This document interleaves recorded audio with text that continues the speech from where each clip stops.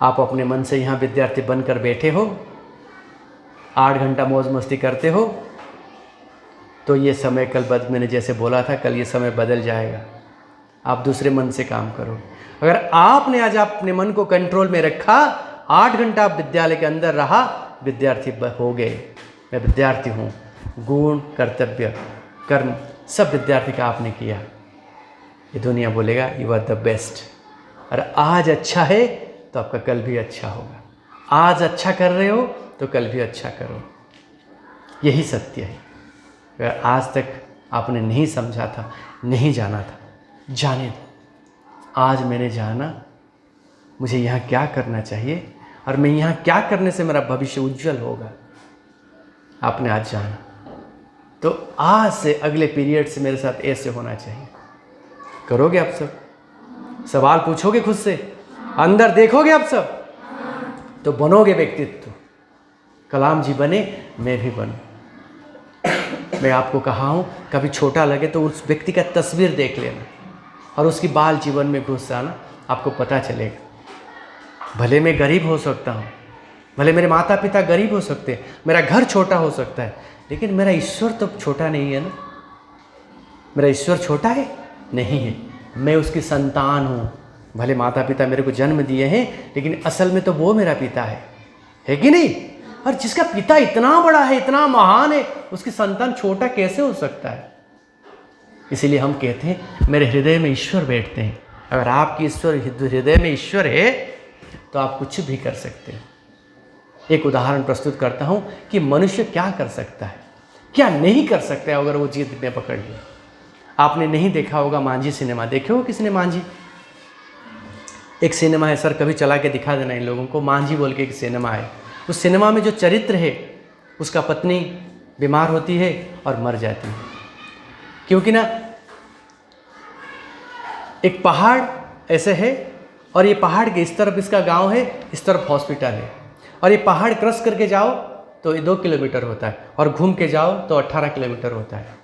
और ये 18 किलोमीटर लेते लेते उसकी जान चली गई, उसकी बीवी। तो उस व्यक्ति को गुस्सा आता है कि ये पहाड़ की वजह से मेरी बीवी मर गई, 2 किलोमीटर नहीं चढ़ पाए तो मैं। और वो छेनी हाथौड़ी लेके जाता है, पहाड़ को काट देता है बीच से। क्या करता है? पहाड़ को, ये झूठ नहीं है, सत्य बात है, एकदम सत्य है। और इस व्यक्ति के ऊपर सिनेमा बना। उस पहाड़ को उसने बीच से काट दिया, रास्ता बना दिया, आज उस पर लोग जा रहे हैं। मनुष्य में इतनी असीम शक्ति है, वो चाहे तो वो कुछ भी कर सकता है। वो चाहे तो आप सब में इतनी असीम शक्ति है।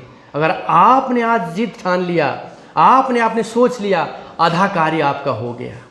अगर आपने आज सोचा मुझे व्यक्तित्व बनना है, मुझे बड़ा बनना है, क्योंकि ना मेरा पिता परमेश्वर है, मेरे साथ भले कोई ना हो, मेरे साथ ईश्वर है।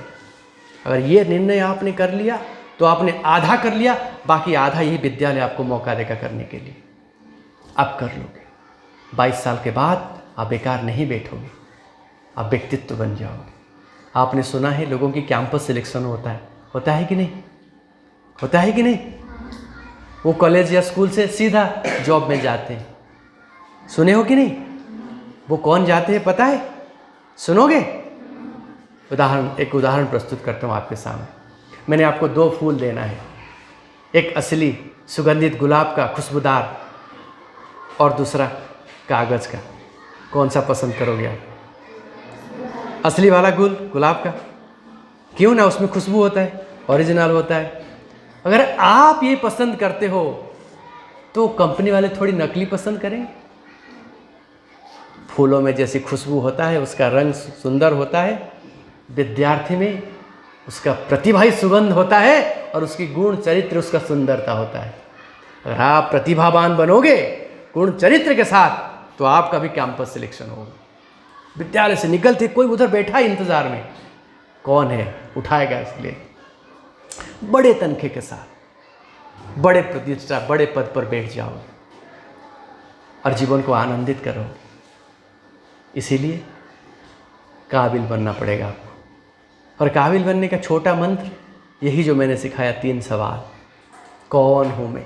हर वक्त यही सवाल होना चाहिए जो आपको एक भी मिनट के लिए डाइवर्ट नहीं करेगा।